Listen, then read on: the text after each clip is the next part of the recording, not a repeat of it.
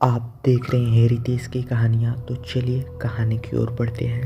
तो दोस्तों, ये कहानी एक छोटे से गांव जहां एक किसान अपने परिवार के साथ रहता था और ये घटना 1980 की रियल स्टोरी है।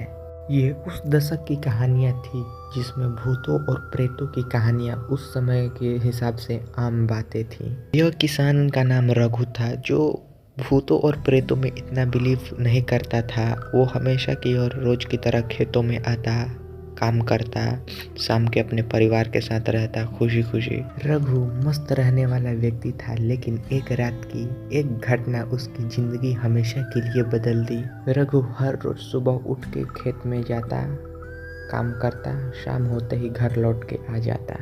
लेकिन उस खेत के पास एक पुरानी पीपल की पेड़ थी जिसे गांव वाले भूतिया पेड़ कहते थे।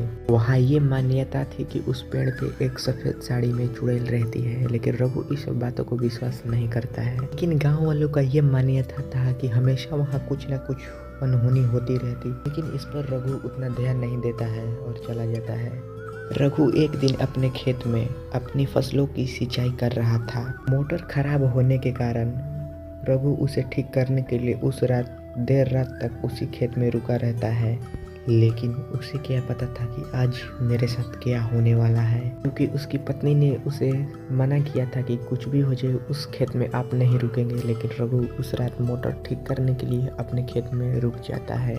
रघु अपना लालटेन उठाता है और खेतों के बीच बढ़ने लगता है। दोस्तों, रघु को काम करते हुए रात के 11 बज जाते हैं। रघु मोटर ठीक कर रहा था, तभी अचानक तेज हवाएं चलने लगती है। उसकी लालटेन की रोशनी बार बार बुझने लगती है।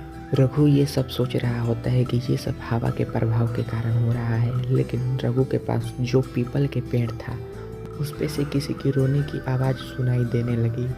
पहले रघु इन सब चीज़ पे ध्यान नहीं देता, लेकिन जब आवाज़ तेज और स्पष्ट होने लगती है तो रघु का दिल जोर जोर से धड़कने लगता है। वो लालटेन उठाकर पेड़ के पास गया और उसने देखा कि एक औरत सफ़ेद साड़ी पहने पेड़ के नीचे बैठ के रो रही थी। रघु कहता है, कौन हो आप, बताओ, और देर रात तक यहाँ क्या कर रही हो? औरत ने अपने चेहरे को ऊपर उठाया। उस औरत का चेहरा जला हुआ था और उसकी आंखें खून की तरह लाल थी।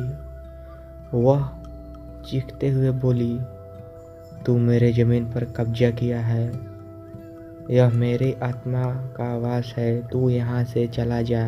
रघु डर के मारे पीछे हटने लगा, लेकिन उसका पैर लड़खड़ा गया और वो वहीं पर गिर गया और वो सफ़ेद साड़ी वाली औरत हवा में उड़ने लगी और उसके पास आई और जोर से हंसने लगी। रघु बेहोश हो गया। अगली सुबह रघु के परिवार वाले और गांव वाले ने उसे खेत में बेहोश पाया। जब वह होश में आया तो वो पूरी कहानी बताया। तभी उस गांव के कुछ बुजुर्गों ने बताया कि आत्मा एक विधवा की थी जिसके ज़मीन धोखे से हड़प लिया गया था और वो अपने आप को जलाकर वहीं पीपल के नीचे खुदकुशी कर ली थी। तभी से उस औरत की आत्मा उस पीपल के नीचे भटकती रहती है। कुछ दिन बाद रघु ने वहां से अपनी ज़मीन को बेच दिया और कहीं दूर चला गया। लेकिन वो जब भी इस जहन में इस बात को सोचता है उसके रोंगटे खड़े हो जाते हैं। कहानी आज भी अभी गांव में सुनाई जाती है और लोग उस पीपल के पेड़ पे जाने से डरते हैं। दोस्तों, ये हॉरर स्टोरी आपको कैसी लगी? अगर अच्छी लगी हो तो प्लीज़ एक कमेंट और चैनल को सब्सक्राइब कर देना। आपका एक सब्सक्राइब हमारे लिए बहुत मायने लगता है। मेरे साथ भी कोई ऐसा भूतिया एक्सीडेंट हुआ है तो हमारे साथ ज़रूर शेयर करें। मिलते हैं किसी नेक्स्ट हॉरर स्टोरी में, तब तक के लिए बाय बाय।